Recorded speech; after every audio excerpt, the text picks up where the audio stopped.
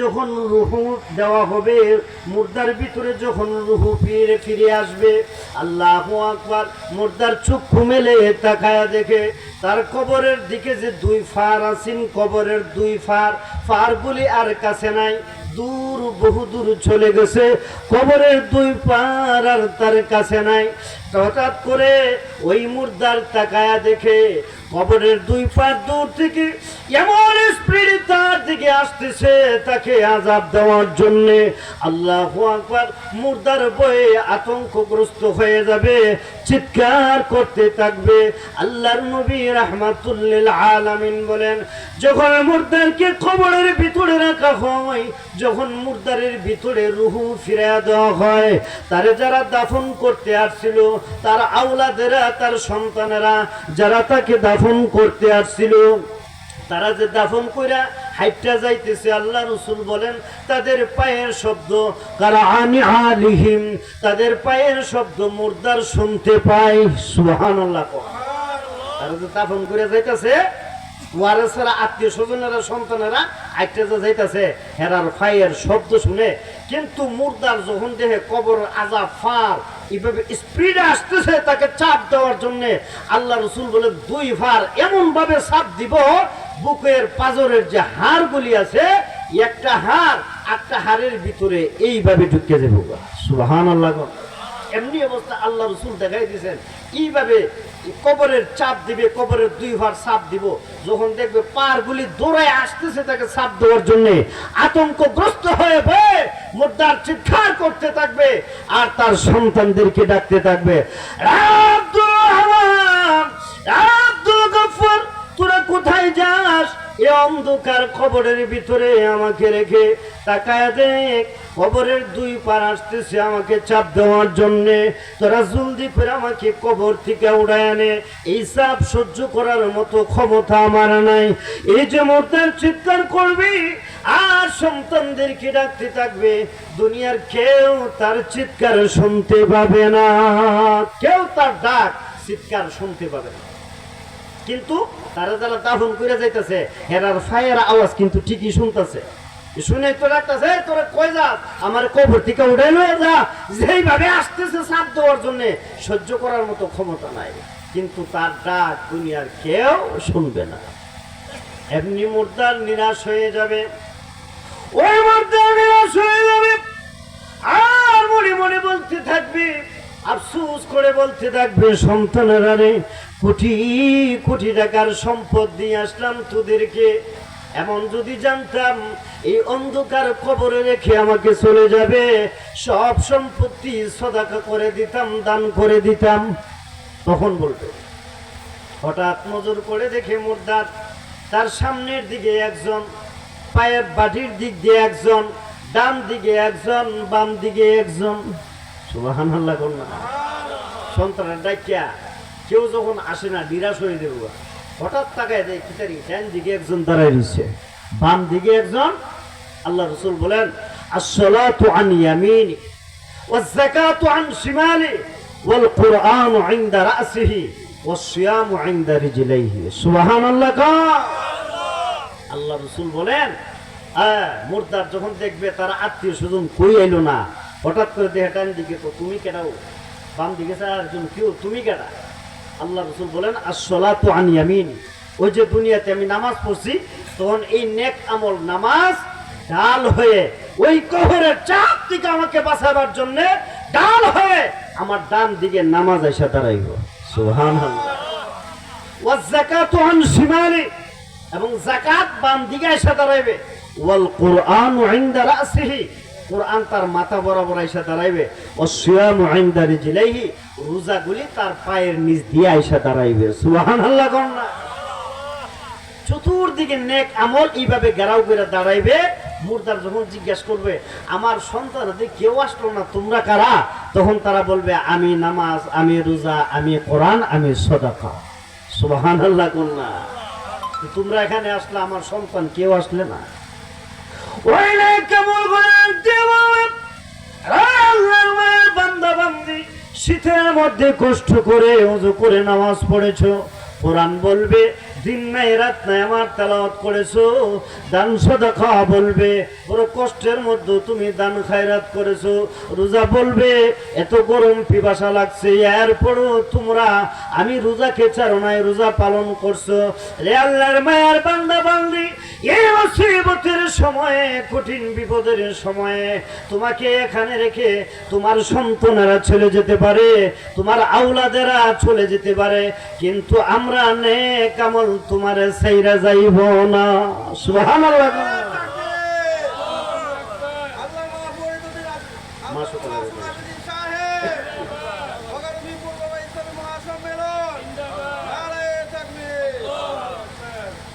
বলা হবে তোমার সন্তানেরা ছেড়ে যেতে পারে, তোমার আওলাদ ছেড়ে যেতে পারে, কিন্তু আমরা নেক আমল তোমার ছাইরা যাইব না। সুবহানাল্লাহ। তখন নেক আমল বলবে তোমার কোনো ভয় নাই, তোমার কোনো পেরেশানি নাই, কবরের আযাব থেকে আমরা তোমারে বাঁচাই দেব। সুবহানাল্লাহ। শুধু তাই না, বলা হবে তোমার কবরটারে বেহেশতের বাগান বানাই দিয়া তোমারে নতুন দুলার মতো ঘুম পাড়ায় বলবে নাম কানাওমাতিল আরব, নতুন দুলার মতো ঘুমাও, ইসরাফিলের সিংগাফু দেওয়ার আগ পর্যন্ত কেউ তোমারে জাগ্রত করবে না। সুবহানাল্লাহ কন্যা। তার আগ পর্যন্ত আমরা তোমার পাহারাদার। সুবহানাল্লাহ। নেক আমল পাহারাদারি কইরা আমাদেরকে কবরের ভিতরে জান্নাতি বিছানা বিছায়া ঘুম পাড়ায় দিব। সুবহানাল্লাহ কইতেন না? আল্লাহু আকবার। এরপরে যখন দেখা যাবে ইসরাফিল সিংহা ফুৎকার দিছে, ফুদিবুনি মাহাশরের মাঠ কায়েম হতো না, কিয়ামত হইবনি, দুনিয়া ধ্বংস হয়ে যাবে, ইসরাফিল সিংহা ফুৎকার দিবে, দুনিয়া ধ্বংস হয়ে যাবে। তখন প্রত্যেক মুর্দা যার যার কবর থেকে উঠন লাগবো নি, উঠবো আর মাথার যে মাড়ি ছাড়ি এগুলি জারবো আর বলবো শুনছিলাম দি কম পক্ষে বলে 40,000 বছর কবরে ঘুমান লাগবে। আল্লাহ রসুল বলেন একটা মানুষ সর্বশেষ যে মৃত্যুবরণ করবে তারও কবরের ভিতরে 40,000 বছর ঘুমান লাগবে। 40,000 বছর কইব মাটি ফালাইব, যারপর কইব শুনছিলাম দি 40,000 বছর কবরের ভিতরে ঘুমান লাগবো। এমন একটা মজার ঘুম ঘুমাইছিলাম, কেডা আমরা এই ঘুমটা ভাঙলো, 2 মিনিটও ঘুমাইছি না, ঘুমটা ভেঙে গেল গা। সুবহানাল্লাহ কইতেন না? ঘুমাইছে কইতে 40,000 বছর, কইতাছে কিতা 2 মিনিট ঘুমাইছে। আফসোস করে বলবে ইয়া ওয়াইলানা মান বাআসানা মিন মারকাদিনা, আফসোস মান বাআসানা মিন মারকাদিনা, কে আমাদের কি ঘুম থেকে জাগ্রত করলো। আফসোস করে বলতে থাকবে। তখন ডাক আসবে, মজার ঘুমতে উঠছে তো আফসোস করে বলবে মান বাআসানা মিন মারকাদিনা, আমাদের এই মজার ঘুমটা কেডা ভাঙলো। তখন ডাক আসবে হাযা মা ওয়া'আদার রহমান ওয়া সাদাকাল মুরসালুন।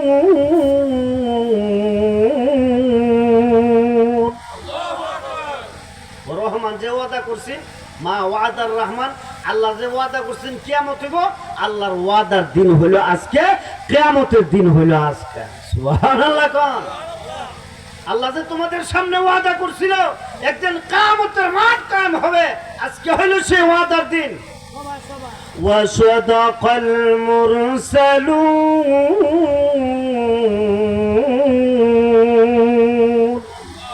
এবং পয়গম্বরগণ নবীগণ যে বলতো কিয়ামত হইব, আল্লাহ পৃথিবী ধ্বংস করবে, পয়গম্বরদের কথার সত্যের দিন হইল আজকে। সুবহানাল্লাহ। তো শুনছিলাম তো 40,000 বছর কবরে ঘুমান লাগবো, মাত্র 2 মিনিট ঘুমাইলাম এমনি ঘুমটা ভেঙে যাইল গা। তখন বলা হবে বেটা তুই কবরে ঘুমাইছ 40,000 বছরে, কিন্তু আরামের সুরে লাগছে তোর কাছে 2 মিনিট। সুবহানাল্লাহ।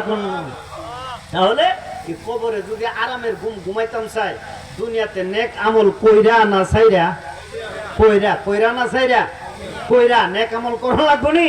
এই যে মাহফিলে আসছি, আলহামদুলিল্লাহ আপনারা তো অনেক মানুষ বসছেন, এটা আপনাদের এলাকা, কিন্তু আমাদের ব্রাহ্মণবাড়িয়াতে দিনের বেলা মাহফিল তেমন হয় না, মাহফিল হয় না, বড় বড় সভা সমাবেশ হয়, কিন্তু ওয়াজ মাহফিলগুলি বেশিরভাগ রাত্রেবেলা হয়, একটু ঠান্ডা থাকে, তো গরম থাকে না, রাত্রেবেলা হয়। কিন্তু আপনাদের এখানে আলহামদুলিল্লাহ অনেক মানুষ আসছেন, আমার মনটা খুশি হয়ে গেছে আপনাদেরকে দেখে।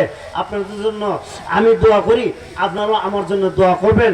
আল্লাহ যেন এই আশা এবং বসাকে কবুল করে সকলে বলে আমিন। আসুন যে আয়াতে কারিমা আপনাদের খেদমতে তেলাওয়াত করেছি, সূরা আল্লাহু আকবার, হ্যাঁ, পবিত্র কোরআনে পাকের 25 পারায় অবস্থিত সূরা সাজদা থেকে তেলাওয়াত করেছি। আল্লাহ তাআলা বলেন, ইন্নাল্লাযীনা ক্বালু রাব্বুনাল্লাহ সুম্মা ইসতাকামু তাতানাজ্জালু আলাইহিমুল মালাইকা আল্লা তাখাফু ওয়া লা তাহজানু وأبشروا بالجنة التي كنتم توعدون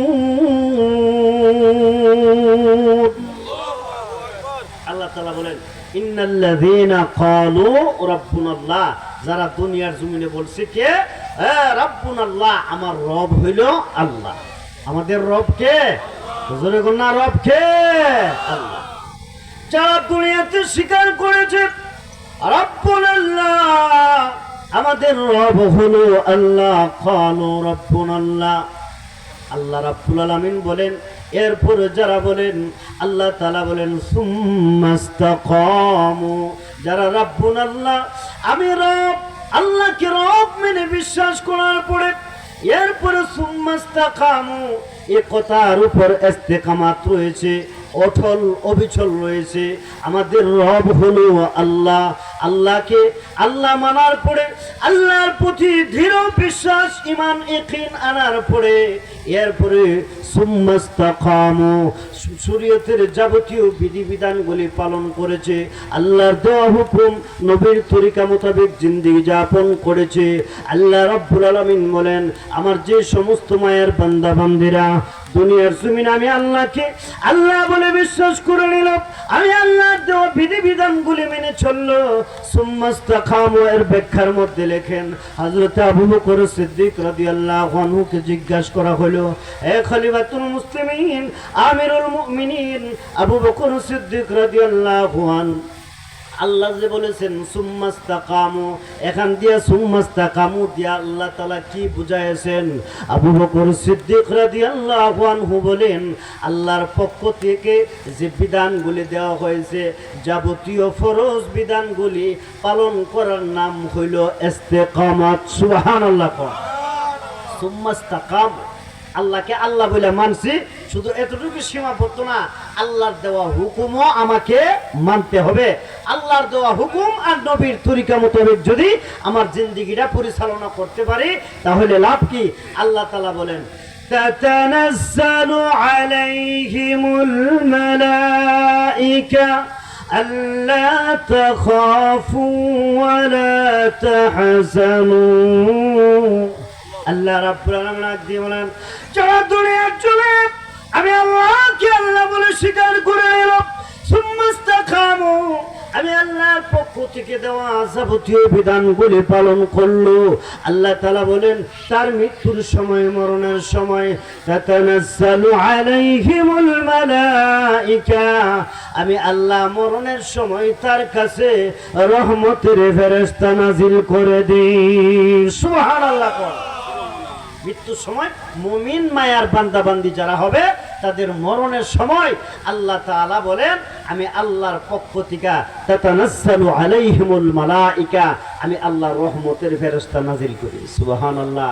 মানুষের যখন সাকরাত শুরু হয়ে যায়, গড়গড় আপনারা দেখছেন না, অজ্ঞান হয়ে পড়ে থাকে, দিন দুনিয়ার খবর নাই, একটা শ্বাস টানতে থাকে, ঊর্ধ্বশ্বাস জোরে জোরে শ্বাস টানতে থাকে, এ সময় আমরা বলি তার সাকরাত শুরু হয়ে গেছে। আল্লাহ তাআলা বলেন, এই সাকরাতের সময়, মৃত্যুর সময় আমি আল্লাহ রহমতের ফেরেশতা পাঠায়া আমি আল্লাহর পক্ষ থেকে তারে সালাম জানাই। এত জোরে কন্যা সুবহানাল্লাহ। রহমতের ফেরেশতায়া ওই যখন মৃত্যু শয্যায় শায়িত সাকরাত অবস্থায়, তখন রহমতের ফেরেশতা এসে বলে, সালামুন কাওলাম মির রাব্বির রাহিম।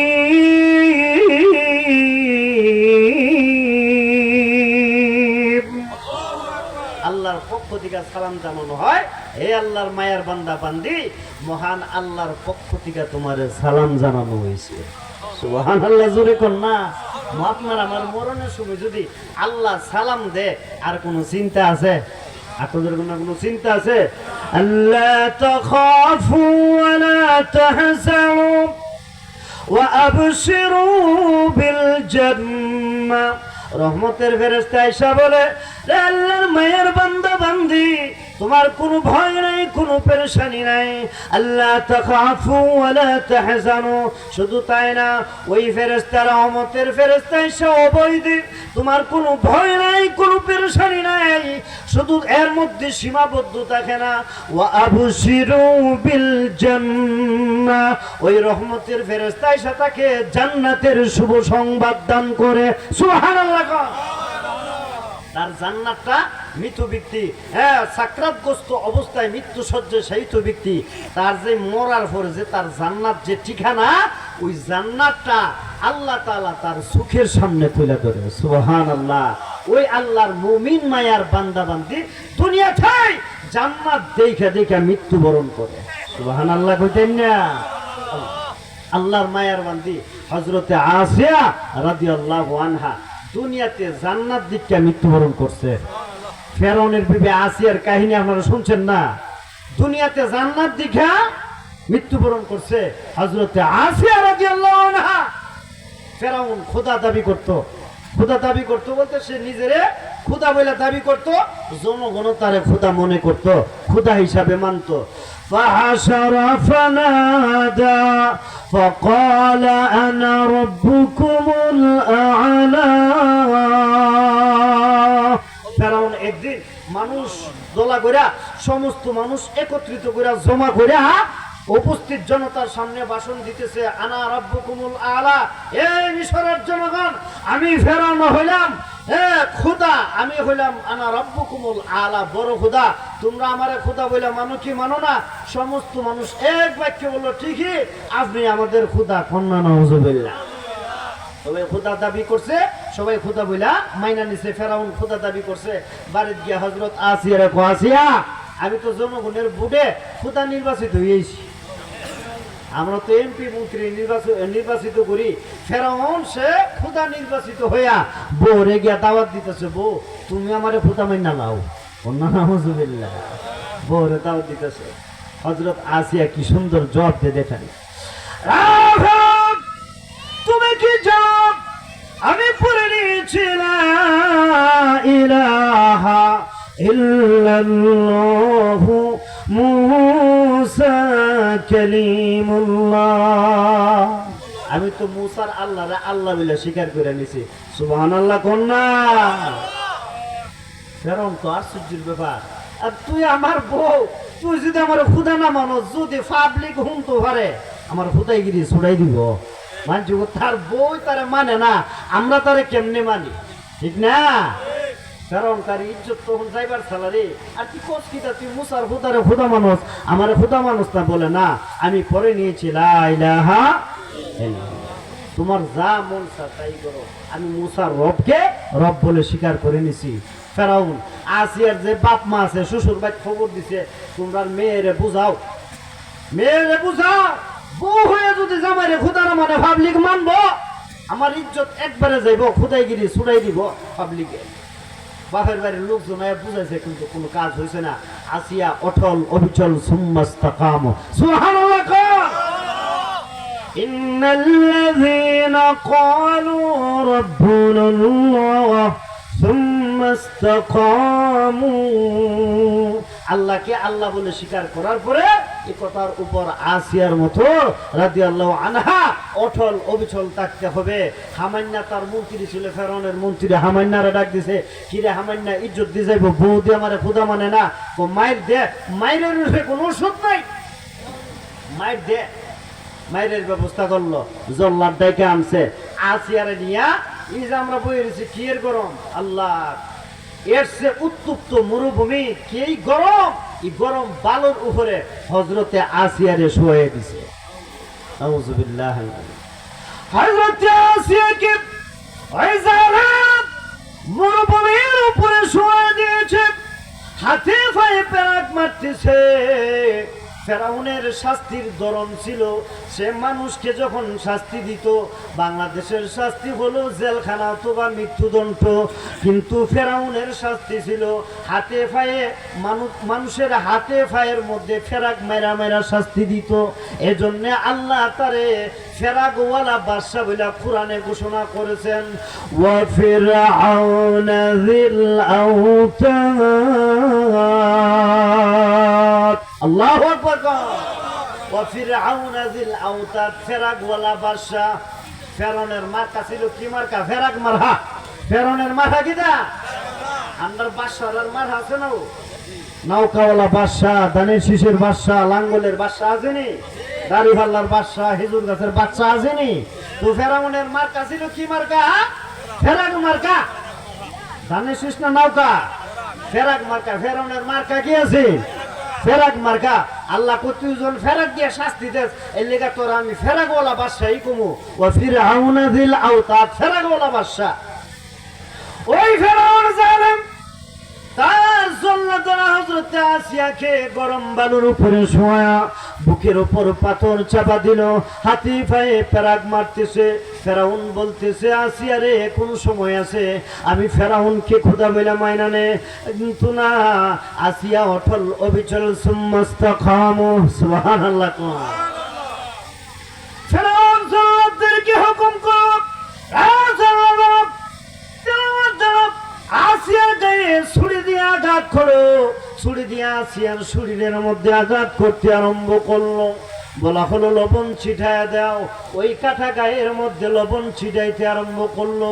এমনি অবস্থায় দেখা যায় হযরত আসিয়া মুস্কি মুস্কি হাসতে আরম্ভ করে দিছে।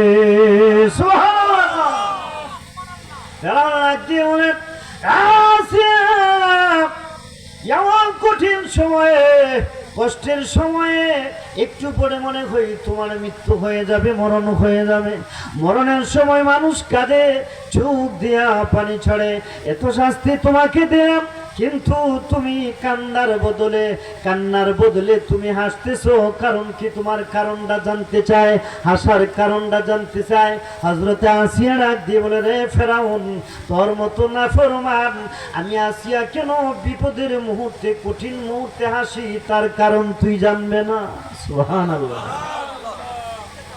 হযরত আসিয়াকে যখন ওই জান্নাতের শাস্তি দিতে লাগলো, এমনি অবস্থায় আল্লাহ রাব্বুল আলামিনের দরবারে হযরত আসিয়া আল্লাহর কাছে দরখাস্ত করে, আল্লাহ গো, ফেরাউন তার বাড়িতে আমার জায়গা দিল না, তার রাজমহল থেকে আমাকে বের করে জমিনের মধ্যে, মরুভূমির মধ্যে গরম বালুর উপর আমার সময় দিছে।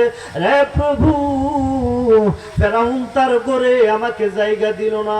আল্লাহ, তুমি তো আমার জন্য জান্নাতে আমার জন্য একটা ঘর বানায়া রাখছো। সুবহানাল্লাহ। আল্লাহ, ফেরাউন তো তার ঘর আমার জায়গা দিছে না, তোমার কাছে তো আমার একটা ঘর আছে। সুবহানাল্লাহ কইতেন না? আসেনি? ঘর আসেনি? আল্লাহ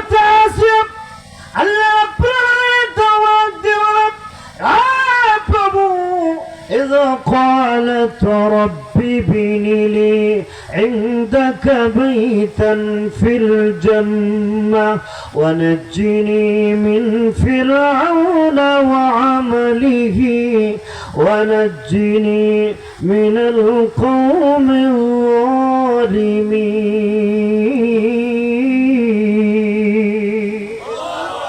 হযরত আসিয়া আল্লাহকে ডাক দিয়ে বলে, প্রভু গো, ফেরাউন তার ঘর থেকে আমাকে বের করে দিয়েছে।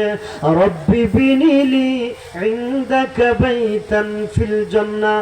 আল্লাহ গো, বেহেশতে তো আমি আসিয়ার জন্য একটা ঘর বানায় রাখছো। আল্লাহ, তোমার কাছে জান্নাতের ভিতরে একটা ঘর আমি চাই, ফেরাউন তার ঘর থেকে আমাকে বঞ্চিত করতে পারে। আল্লাহ, তুমি তো আমাকে বঞ্চিত করতে পারো না। আল্লাহ, জান্নাতের ভিতরে আমি আসিয়ার ঘরটা তোমার কাছে আমি চাই। সুবহানাল্লাহ। আল্লাহ রাব্বুল আলামিন দিয়ে বলেন, জিবরাইল যে আসিয়া ফেরাউন রাজমহল থেকে তাকে বের করে দিল, এরপর আসি আমি আল্লাহকে বলে নাই, আমি আল্লাহকে ছাড়ে নাই, গরম বালুর উপরে শোয়া দিছে। এরপর আসি আমি আল্লাহকে ছাড়ে নাই, আমি আল্লাহকে বলে নাই। আসিয়ার বুকে পাথর চাপা দিয়েছি। এরপর আসিয়া আমি আল্লাহকে বলে নাই, আমি আল্লাহকে ছাড়ে নাই। হাতে পায়ে পেরাক মারলো আসিয়া, আমি আল্লাহকে বলে নাই, আমি আল্লাহকে ছাড়ে নাই। শরীরের মধ্যে ছুরির আঘাত করলো, লবণ মারলো। এরপরও আসিয়া আমি আল্লাহকে ছাড়ে নাই, আল্লাহকে বলে নাই। জিব্রাইল রে, আমি আল্লাহকে এত নিষ্ঠুর, এত নিদয়া রে, যে আসিয়া এত মুসিবতের সময়ে, বিপদের সময়ে আমি আল্লাহকে ছাড়তে পারে নাই, বলতে পারে নাই। আমি আল্লাহ কেমন করে আমার বান্দি, আমার দাসী আসিয়াকে ভুলি। সুবহানাল্লাহ। আমার মায়ের বান্দি আমারে বলছে না, ছাড়ছে না, আমি আল্লাহ তারে কেমনে ছাড়ি? আমার মায়ের বান্দি আসি, আমি আল্লাহর কাছে দরখাস্ত করে, রাব্বি বিনিলি ইনদাকা বাইতান ফিল জান্নাহ, তার জন্য যে জান্নাতে বাড়ি বানায় রাখছি, ওই বাড়িটা আমার কাছে চাই। জিব্রাইল মুহূর্ত দেরি না, আমি আসিয়ার জন্য যে জান্নাত বানায় রাখছি, ওই জান্নাতটা আসিয়ার চোখের সামনে তুলে ধর। সুবহানাল্লাহ। জিব্রাইল আমিন আসিয়ার জন্য যে সুন্দর জান্নাত বানায় রাখছে, ওই জান্নাতটা জিব্রাইল আমিন আসিয়ার চোখের সামনে তুলে ধরলে, হযরতে আসিয়া ওই জান্নাতের দিকে তাকায়া মুস্কি মুস্কি হাসতে আরম্ভ করছে। সুবহানাল্লাহ। লা ইলাহা ইল্লাল্লাহ। মহব্বতে জোরে সোরে লা ইলাহা লা ইলাহা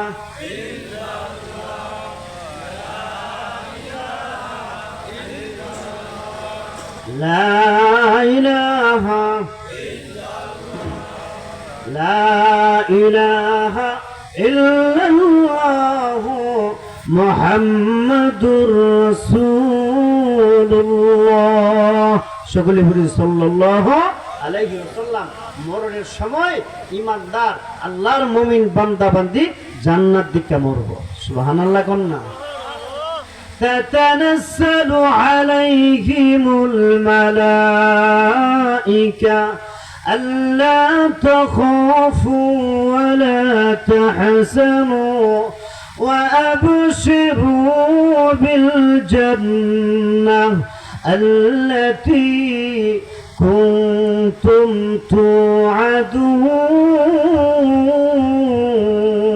তুআদুন। আল্লাহর পক্ষ থেকে তাকে জান্নাত দেখানো হবে। আমি আল্লাহ যে ওয়াদা করেছিলাম তোমাদের জন্য জান্নাত বানায়া রাখছি, দেখ, তাকায়া দেখ, ওই যে জান্নাত দেখা যায়। সুবহানাল্লাহ। আবশিরু বিল জান্নাহ, তাকে জান্নাতের শুভ সংবাদ দেওয়া হবে। যেমনি ভাবে হযরত আসিয়া রাদিয়াল্লাহু আনহা দুনিয়ার থেকে জান্নাত দিকে হাসতে হাসতে মৃত্যুবরণ করছে, কোন সময় ফেরাউনের জল্লাদরা তারে শাস্তি দিছে, হযরতে আসিয়া যাররা পরিমাণ টের পায় নাই। সুবহানাল্লাহ। মৃত্যুর সময় মরণের কষ্ট হইব, মরণের একটা কষ্ট আছে না, রূহটা যে বাইর করব, কষ্ট আসেনি? আল্লাহ রাসূল বলেন মৃত্যুর সময় মুমিন মায়ার বান্দা বান্দি কষ্ট যে হইতো না, কষ্ট হইব, কিন্তু যখন রহমতের ফেরেশতা জান্নাতটা তার চোখের সামনে তুলে ধরবো, বলে দেখ, ওই দেখ জান্নাত, ওই দেখ হুর গিলমান তোর জন্য অপেক্ষা করতেছে। সুবহানাল্লাহ। কন্যা আর এদিকে আজরাইল রূহ যে টাইনা বাইর করতেছে, তার খবরও থাকতো না। সুবহানাল্লাহ। তখন তার মন চাবে কোন সময় আল্লাহর তৈরি জান্নাতে পৌঁছে যাবে। সুবহানাল্লাহ, সুবহানাল্লাহ। এজন্য আসল মান, এই পৃথিবীটা হলো না কেবলের জায়গা, এই পৃথিবী থাকার জায়গা না। এজন্য আল্লাহ বলেন, ইন্নাল্লাযীনা ক্বালু রাব্বুনাল্লাহ, যারা আমি আল্লাহকে আল্লাহ বলে স্বীকার করে নিল, সুম্মাস্তাকামু, এরপরে এই কথার উপর অটল অবিচল থাকলো, এই কথার উপর যত বিপদ আসুক, যত মুসিবত আসুক, কোন বিপদ মুসিবত আমাকে এই ঈমান থেকে সরাইতে পারবে না। ঠিক না বেঠে? যত মুসিবত আসুক, যত বিপদ আসুক, আমার দ্বারা গুনাহ হতে পারে, গুনাহ করলে আল্লাহর কাছে যদি তওবা করি, আল্লাহ মাফ করবেনি? এত জোরে কোন আল্লাহ মাফ করতো না? আল্লাহ তো গফুরুর রহিম, আল্লাহ গুনাহ খাতা মাফ করে দেন। আল্লাহর এই ক্ষমতা আছে। আল্লাহকে আল্লাহ বইলা মানলাম, কিন্তু সব হুকুম আদায় করতে পারতেছি না। মাঝে মধ্যে নামাজটা ছুটে যেতেছে গা, নামাজের কাজা আদায় করবো। রাজি আছি তো ইনশাল্লাহ? রাজি আছেন ইনশাল্লাহ? না নামাজের কথা বলে ভাল লাগে না? আল্লাহ 5 ওয়াক্ত নামাজ, আল্লাহ রাসূল বলেন, হ্যাঁ, কাফের এবং মুমিনের মধ্যে পার্থক্য হইল তারকুস সালাত। যে নামাজ পড়ে হে হইল মুমিন, যে নামাজ পড়ে না হইল কাফের। ঠিক না ভাই? ঠিক। নামাজ অনেক গুরুত্ব দেওয়া হয়েছে। যারা আমরা নামাজটা পড়তে পারি নাই, আমরা নামাজ 5 ওয়াক্ত জামাতের সহিত আদায় করার চেষ্টা করব। গুনাহ খাতা হয়ে গেলে আল্লাহর কাছে তওবা করব, আল্লাহ মাফ করবনি। আর হুজুর কোন মাফ করবনি? তওবাটা কোন সময় করব? মরণের সময়, সাকরাত শুরু হয়ে গেলে তখন তওবা করলে আল্লাহর কাছে কি হবে না? কবুল হবে না। ফেরাউন, যে ফেরাউনের কথা বলছিলাম, যে ফেরাউন খোদা দাবি করলো, যখন খোদা দাবি কইরা জনগণের বুঠে খোদা নির্বাচিত হইয়া যখন বাড়িতে গেছে, এমনি দেখা যায় কয়েক মাস যাবত ফেরাউন খোদা হওয়ার পরে মিশর দেশে বৃষ্টি হওয়া বন্ধ হয়ে গেছে। এখন আর মেঘ বৃষ্টি হয় না, মেঘ বৃষ্টি বন্ধ। মেঘ না হইলে তখন জমিনের মধ্যে কি হয় না? ফসলও হয় না। পাবলিক দলে দলে মিছিল করে ফেরাউনের বাইত গেছে, ফেরাউন খোদা সাহেব, বেটা তুমি কি এর খুদা হইলা? তুমি খুদা হওয়ার পরে বৃষ্টি গেছে বন্ধ হয়ে, মেঘ হয় না, বৃষ্টি হয় না, জমিনে ফসল বলে দেরি না, না খায় মরে যাবো গা বেটা, জলদি করে বৃষ্টি দে। লাড়ি বেন্দা লয়ে গা হাজুরিছে, খুদা তোরে আজকা কুটাল বাম আজগা, জলদি করে কি কর, বৃষ্টি দে। ফেরাউন দেখে অবস্থা ভালো না, আল্লাহু আকবার, জনগণ আজগা মানে মারি লেব। ফেরাউন ওয়াদা দিছে, যাও তোমার বাইর যাওগা, আজগা রাতারাতি কি হয়ে যাবো গা বৃষ্টি, রাতারাতি বৃষ্টি হয়ে যাবো গা, চিন্তার কোনো কারণ নাই। ওয়াদা দিয়া রাত্রিবেলায় গভীর রাত যখন হয়ে গেছে গে, ফেরাউন না চিন্তা করে বৃষ্টি দেওয়ার ক্ষমতা তো আমার নাই। ঠিক না বেটি? এর ক্ষমতা আছে, বৃষ্টি দেওয়ার ক্ষমতা নাই। গভীর রজনী হয়ে গেলে ফেরাউন জঙ্গলার ভিতরে চলে গেল। রাষ্ট্রীয় যত অফিসার আছে, যত কর্মচারী আছে, সকলকে ছুটি ঘোষণা করে দিছে। ফেরাউন যে পাহারা দে, পাহারাদার তুই বাজ্যা ঘুমা গিয়া, তুই বাজ্যে গিয়া, আজা কোয়ের কাম লাগতো না, নীরব। একবারে নির্জন রজনী হয়ে গেলে কেউ নাই, ফেরাউনের পাহারাদার পর্যন্ত নাই। আস্তে করে রুম থেকে বাইর হয়ে ফেরাউন জঙ্গলার ভিতরে, গুহার ভিতরে ঢুকা আল্লাহর কাছে মুনাজাতে হাত তুলে, প্রভু গো, দুনিয়ার কেউ জানুক আর না জানুক, তুমি তো জানো আমি আসল খোদা না। জাকাত দিয়া স্বীকার করে, আল্লাহ দুনিয়ার কেউ জানুক আর না জানুক, তুমি তো জানো আমি আসল খোদা না, আমি নকল খোদা। তবে আল্লাহ, মানুষ আমার খুদা বলে আমার বড় মজা লাগে, টেস্ট লাগে। পাবলিক আমার খুদা বলে আমার বড় মজা লাগে, বড় টেস্ট লাগে। আল্লাহ এর কারণে এই যে আমি খুদা দাবি করি, এই কারণে পরকালে যত শাস্তি ফারো আমারে দিও কোন হুজুবিল্লাহ। আল্লাহ এই যে খুদা দাবি করি, ফিটা তো আমার একটা আছে, মাইর তো দিবে আল্লাহ। পরকালে যত মন চাও অত মাইর দিও, কিন্তু দুনিয়ার জমিনে বৃষ্টি দিয়ে আমার খোদাইগিরি ঠিকায় রাখো না।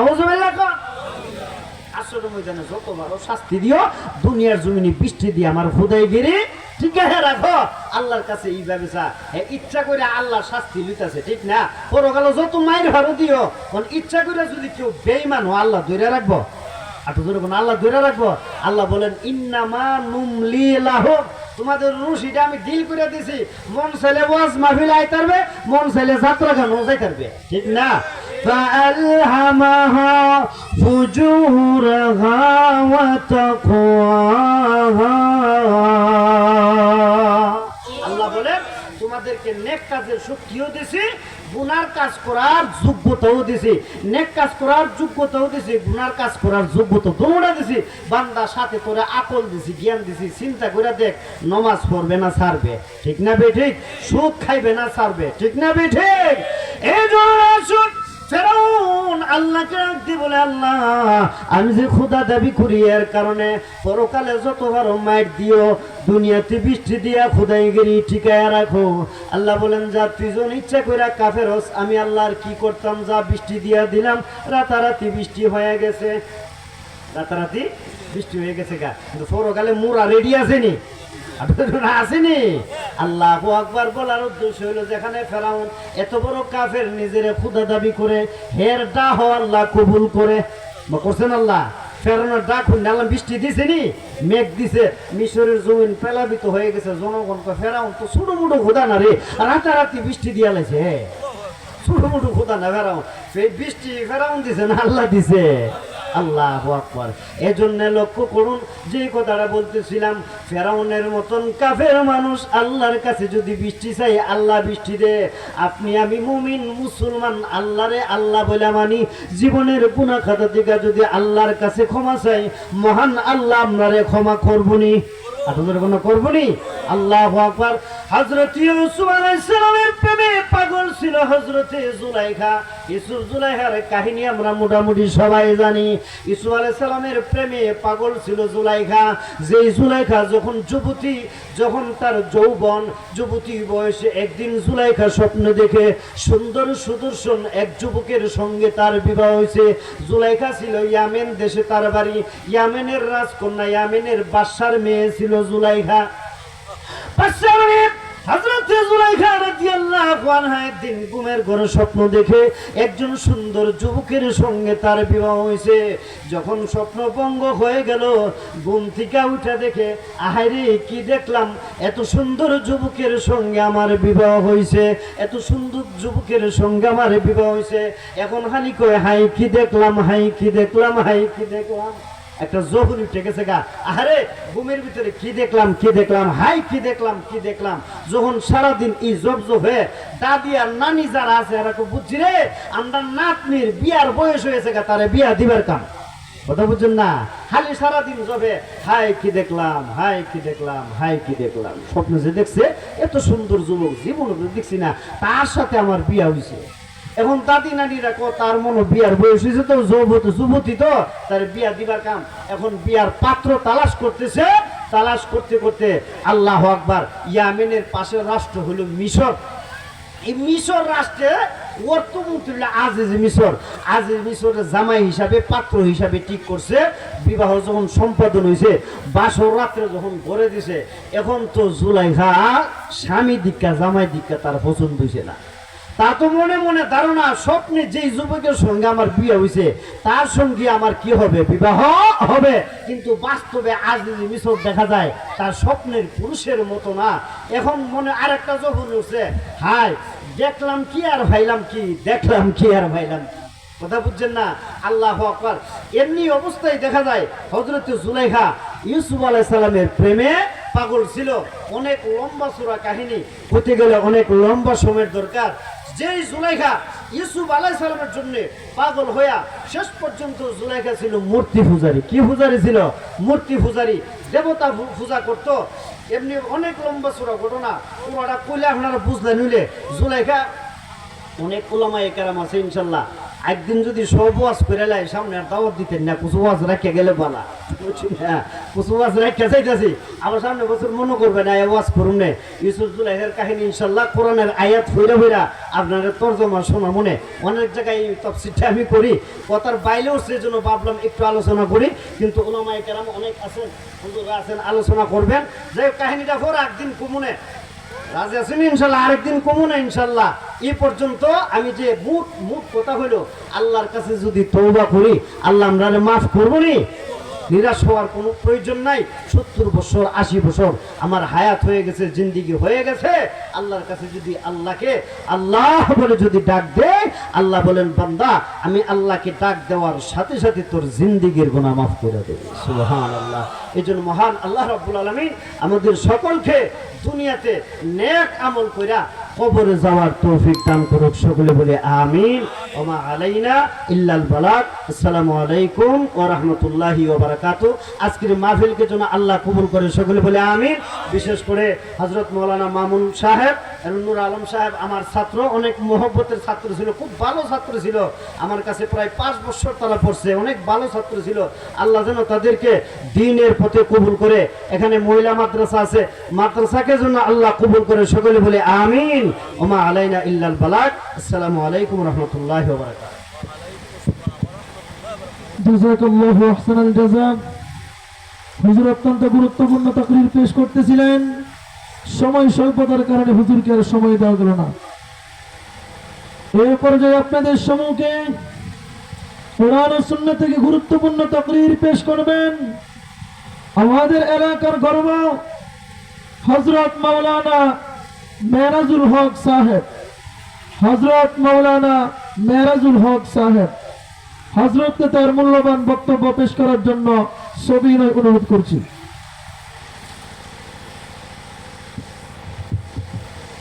আসসালামু আলাইকুম ওয়া রাহমাতুল্লাহি ওয়া বারাকাতুহু।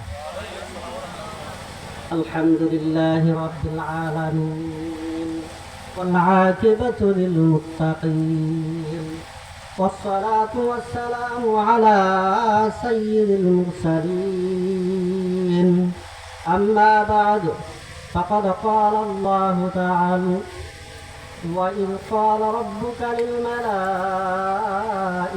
إني جاعل في الأرض خليفة قالوا أتجعل فيها من يفسد فيها ويسفك الدماء ونحن نسبح بحمدك ونقدس لك قال إني أعلم ما لا تعلمون وقال رسول الله صلى الله عليه وسلم قال لا إله إلا الله فدخل الجنة আমরা সকলে দূরে শরীফ পড়ি اللهم صل على محمد وعلى آل محمد كما صليت على إبراهيم وعلى آل إبراهيم إنك حميد مجيد اللهم بارك على محمد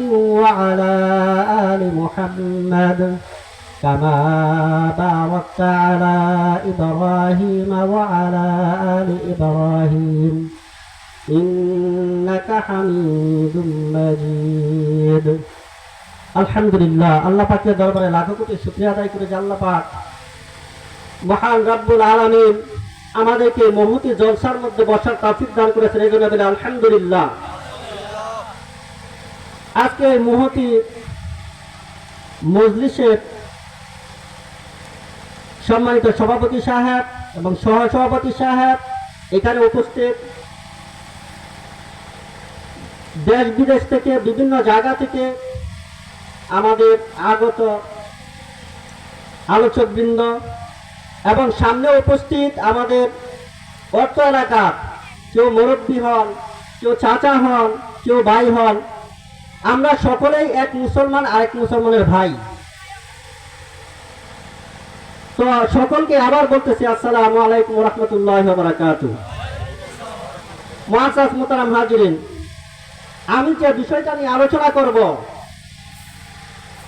এই বিষয়টা আপনারা আর কখনোই আলোচনা শুনেন নাই। এতক্ষণ আলোচনা শুনেছেন শুধু আমল, শুধু আমল, শুধু আমল। কিন্তু আমি তিনটা প্রশ্ন করব, তিনটা প্রশ্নের উত্তর এখানে যারা শিক্ষিত জানেন যারা তারা বলবেন যে এটা, কিন্তু যারা জানেন না তারা কিন্তু ভুল দিবেন। আপনারা একটু মনোযোগ সহকারে শুনেন। আপনারা বলুন তো আকীদা শব্দের অর্থ কি? কারা কারা বলতে পারবেন আকীদা শব্দের অর্থ কি? আচ্ছা, 2 নাম্বার প্রশ্ন, ঈমান শব্দের অর্থ কি? ঈমান শব্দের অর্থ কি কেউ বলতে পারবেন? বিশ্বাস। তা আকীদা শব্দের অর্থ কি? এখানে অনেক আলেম উলামা আছেন, আমি আপনাদেরকে কিছু বলবো না। তবে আমরা যে ভুলটা করেছি সেই ভুলের কেসারত আমরা রাসূল সাল্লাল্লাহু আলাইহি ওয়াসাল্লামের উম্মত বলে দাবি করতেছি ঠিকই, কিন্তু আকীদা ভুল হওয়ার কারণে আমরা দুইটার উত্তরেই কিন্তু ভুল দিয়েছি। আকীদা শব্দের অর্থ আকাইদ যে কিতাবগুলি আছে, ফিকহার যে কিতাবগুলি আছে ওইখানে লেখা আছে আকীদাতুন। আবার আরেকটা শব্দ আছে আল আকাইদ, বহু বচন। আবার আরেকটা শব্দ আছে আকদুন। আকদুন শব্দের অর্থ বন্ধন, চুক্তি। এখন আপনাদেরকে আমি বলবো, আমি যখন কোনো জমি জমা ক্রয় করি বা কোনো কিছু আমি বন্ধন রাখি, তখন আমি কিন্তু একটা কাগজ করি। এই কাগজের যে চুক্তিটা থাকে ওই চুক্তি যদি আমার নষ্ট হয়ে যায়, একটু এদিক সেদিক হয়ে যায়, তখন আর চুক্তি থাকে না। আকীদা শব্দের অর্থ হচ্ছে, আক্ষরিক প্রধান অর্থ হচ্ছে, আকীদা শব্দের অর্থ হচ্ছে চুক্তি বন্ধন, অর্থাৎ প্রাথমিক ধারণা, প্রাথমিক আইডিয়া, আল্লাহর সাথে চুক্তি করা, আল্লাহ পাকের সাথে চুক্তি করা। আমি যখন বললাম লা ইলাহা, কোন ইলা মানি না ইল্লাল্লাহ, আল্লাহ ছাড়া। এখানে অনেক আলেম উলামা আছেন। আমরা মুসলমানরা কিসের জন্য মার খাচ্ছি এটা বোঝানোর জন্য আমি আপনাদেরকে অনেকগুলি প্রশ্ন করব। আরেকটা প্রশ্ন হচ্ছে, আপনারা এখানে যারা শিক্ষিত আছেন, এডুকেটেড পারসন আছেন, আনএডুকেটেড পারসন আছেন, মুরব্বী আছেন, আরেকটা প্রশ্ন হচ্ছে, এগুলির উত্তর আমি দেব, আমি অল্প কিছুক্ষণের মধ্যে আমি শেষ করে দেব। আকীদা শব্দের অর্থ হচ্ছে কম্প্রিহেন্সিভ আইডিয়া, প্রাথমিক ধারণা। ধরেন আমি বললাম, আমি যখন এই রাস্তা দিয়ে যাচ্ছি, আমি দেখলাম যে এখানে একটা মাহফিলের একটা স্প্যান্ডেল বান্ধা আছে। মাহফিলের নাকি আমি জানি না, কিন্তু সামনে লেখা আছে মাহফিলের। আমি দূর থেকে দেখলাম, বললাম যে এটা তো হবে, বড় কনফারেন্স হবে, অথবা গান বাজনার জন্য একটা স্টেজ বানানো হয়েছে। এটা কি আমার ঠিক হয়েছে আকীদা? এই আকীদাটা আমার ভুল। কেন বানানো হয়েছে? এটা ওয়াজ মাহফিলের জন্য। যদি আমি ধারণা করি যে এটা বানানো হয়েছে কিসের জন্য? গান বাজনা করার জন্য একটা স্টেজ বানানো হয়েছে। এটা যদি আমি ধারণা করি তাহলে এটা আমার ভুল, তাহলে এটা হচ্ছে ভুল আকীদা। আর যদি আমি ধারণা করি না, এটা তো বানানো হয়েছে ওয়াজ মাহফিলের জন্য, মজলিসের জন্য বানানো হয়েছে, তখন এই আকীদাটা হচ্ছে আমার সঠিক। আকীদা শব্দের অর্থ হচ্ছে চুক্তি বন্ধন, আল্লাহর সাথে চুক্তি করা। লা ইলাহা, কোন ইলাহ মানি না ইল্লাল্লাহ, আল্লাহ ছাড়া। আর নবী হিসাবে, রাসূল হিসাবে, শেষ নবী হিসাবে আমি মানি হযরত মুহাম্মদ মুস্তাফা সাল্লাল্লাহু আলাইহি ওয়াসাল্লামকে। এই কথাটা আমি সাক্ষ্য দেই। কিন্তু আমাদেরকে এই জায়গাটার মধ্যে একটা ভুল শিক্ষা দিয়েছে। ইংরেজরা 146 বছর পর্যন্ত আমাদেরকে পড়াশোনা করাইছে। কলকাতা আলিয়া মাদ্রাসা, বিভিন্ন ধর্মীয় প্রতিষ্ঠান খুলে তারা অর্থটা তুলেছে লা ইলাহা ইল্লাল্লাহ, আল্লাহ ছাড়া কোনো মাবুদ নাই। এই কথাটা সম্পূর্ণ ভুল। মাবুদ শব্দটা আপনার আরবি শব্দ, এই বাংলা শব্দের মধ্যে আপনার অনেক দেশ থেকে বাংলা ভাষার মধ্যে প্রবেশ করেছে। ওইটা আমরা ভুল প্রয়োগ করায় আমাদেরকে এগুলি শোনাইছে।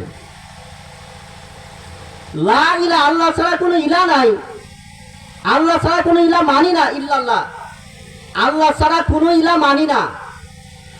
এই কথা আমি সাক্ষ্য দিতেছি। আমি কিন্তু আর কয়টা কথা বলবো, আমি কিন্তু জামাতও করি না, আমি কিন্তু বিএনপিও করি না, আমি কিন্তু আওয়ামী লীগও করি না, আমি রাজনীতিক কোনো বক্তা না। কিন্তু আমাদের যে তাওহীদ থেকে আমাদেরকে সরাইছে, তাওহীদের অর্থটা কি? আল্লাহকে সাক্ষী দেওয়া, আল্লাহর সাথে চুক্তি করা, আমার বন্ধন, যে আল্লাহ ছাড়া কারো হুকুম বিধান মানি না, আল্লাহ ছাড়া কারো হুকুম বিধান মানি না। এই কথা আমি সাক্ষ্য দিয়া, আমি কিভাবে একজন মুসলিম পরিচয় দিয়া আমি কিভাবে গণতন্ত্রের মধ্যে আমি সাপোর্ট করি সেটা আমাকে বলেন। আমি বলতেছি, সকালে বলতেছি ঘুম থেকে উঠে লা ইলাহা, আল্লাহ ছাড়া কোনো কারো হুকুম বিধান মানি না। আবার আল্লাহ পাক বলছেন আমার বিধান দ্বারা যারা বিচার ফাইসালা করে না ওই ব্যক্তি কাফের। এবার আমি আলেম হলেও আমি কাফের, আমি যদি মুফতি হয় এরপর আমি কাফের, যদি আমি এই কোরআন দিয়া বিচার ফাইসালা যদি না করতে পারি। এখন আপনি বলেন, আমরা যারা এই সাক্ষ্যটা দিতেছি, আমার আকীদা কিন্তু শেষ। আমার ধারণা হচ্ছে আল্লাহ পাক এই কোরআনটা একমাত্র দুনিয়াতে পাঠিয়েছেন। তার আগে আমি একটা প্রশ্ন করি, সেটা হচ্ছে ইসলাম শব্দের অর্থ কি? সবাই তো উত্তর দিবেন। আপনাদেরকে বোঝানোর জন্য বলতেছি, ইসলাম শব্দের অর্থ কি? শান্তি। এখন এই কোরআনটা আল্লাহ পাক যখন দুনিয়াতে দিয়েছেন, এটা কায়েম করে শান্তি প্রতিষ্ঠা করা, এটা কায়েম করে, মূলত এটা কায়েম করে শান্তি প্রতিষ্ঠা করা।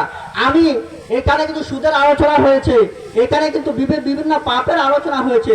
সুদ কিন্তু, আমি একজন মুসলমান, আমি দাবি করতেছি মুসলমান, কিন্তু ব্যক্তিগতভাবে নামাজ পড়তে পারতেছি, আমাকে কেউ বাধা দিচ্ছে না। ব্যক্তিগতভাবে কোরআন অনুসারে আমি নামাজ পড়তেছি, বাধা দিচ্ছে না। ব্যক্তিগতভাবে আমি রোজা রাখতেছি, আমাকে কেউ বাধা দিচ্ছে না। কিন্তু যখন আমি একটু বিপদে পড়ি, যখন আমি জমির কোনো কাগজ নিয়ে আমার যখন যাইতে হয় আপনার কোর্ট কাছারির মধ্যে, তখন তাদেরকে ঘুষ ছাড়া আর চলে না। তাহলে আমি ব্যক্তিগত ভালোভাবে থাকবো কিভাবে? আমার টাকার তো সুযোগ নাই। কারণ কি? আল্লাহ পাক যে বলেছে, রাসূল আকরাম সাল্লাল্লাহু আলাইহি সাল্লাম বলেছেন, এবং আল্লাহ পাক বলেছেন সূরা শুরার মধ্যে বলেছেন যে তোমাদেরকে আমি সরা দিয়েছি, রাস্তা দিয়েছি। সেই রাস্তাটা কি? রাসূল আকরাম সাল্লাল্লাহু আলাইহি সাল্লামের 23 বছরের জিন্দেগি এবং 4 জন খলিফা এই কোরআন দিয়ে রাষ্ট্র চালিয়েছেন, যেখানে কোনো সুদ ছিল না, যেখানে কোনো ঘুষ ছিল না, কোনো কিছুই ছিল না। আমার রাষ্ট্রীয়ভাবে চলে সুদ, আমি ব্যক্তিগতভাবে আমল করে আমি ওইখানে কি করি? আমি নেতা নির্বাচনের জন্য আমি মিটিং মিছিল শুরু করে দিই। কিন্তু আমার যে আমি যে তাওহীদে থাকতেছি না, এটা আমার কোনো খবর নাই। আমার যে ঈমানই নষ্ট হয়ে যাচ্ছে, আমার যে আকীদা থেকে যে আমার যে বিচ্ছিন্ন করে দিয়েছে, আমার কোনো খবর নাই। আর ঈমান শব্দের প্রকৃত অর্থই হচ্ছে বিশ্বাস, কিন্তু আকীদা আর ঈমান দুইটার অর্থ এক না। আকীদা শব্দের অর্থ হচ্ছে কম্প্রিহেনসিভ আইডিয়া, প্রাথমিক ধারণা। আমি যেরকম ধারণা করলাম, দেখলাম যে এটা তো একটা মাহফিলের স্প্যান্ডেল, এটা সঠিক আকীদা। যদি আমি ধারণা করি না এটা গান বাজনার জন্য স্প্যান্ডেল বানিয়েছে, তাহলে এটা ভুল আকীদা। অনুরূপভাবে আমি কিন্তু কারোর সমালোচনা করতেছি না। আপনি আপনার ঘুম থেকে উঠেই নামাজটা পড়েই 1 হরফে 10 নেকি আমি এটা তেলাওয়াত করতেছি, তেলাওয়াত করে আবার গিরাফের মধ্যে পড়ে আবার থয়ে দিতেছি। কোনোদিন জানলাম না এই কোরআন দিয়ে যে রাষ্ট্র চলবে, এই কোরআন দিয়ে যে সমাজ চলবে। আমি আপনি কোনোদিন জানলাম না, শুধু 1 হরফে 10 নেকি, আরো অনেক মাস্তা মাসালায় জানলাম, কিন্তু আমার যে ঈমান নাই, আমার যে আকীদাটা নষ্ট হয়ে যাচ্ছে, আমার রাষ্ট্র চলে সুদ ভিত্তিক, আমি ঈমানদার দাবি করি। একটার সাথে আরেকটা জড়িত, একটার সাথে আরেকটা আঙ্গাঙ্গিক ভাবে জড়িত। মুআজ্জাজ মুহতারাম হাজিরিন, এই জন্য আগে তাওহীদ বুঝতে হবে আপনাকে। এখন প্রশ্ন হইল তাহলে আমরা করবটা কি? আমাদের দেশে তো গণতন্ত্র, গণতন্ত্র শব্দের অর্থ কি?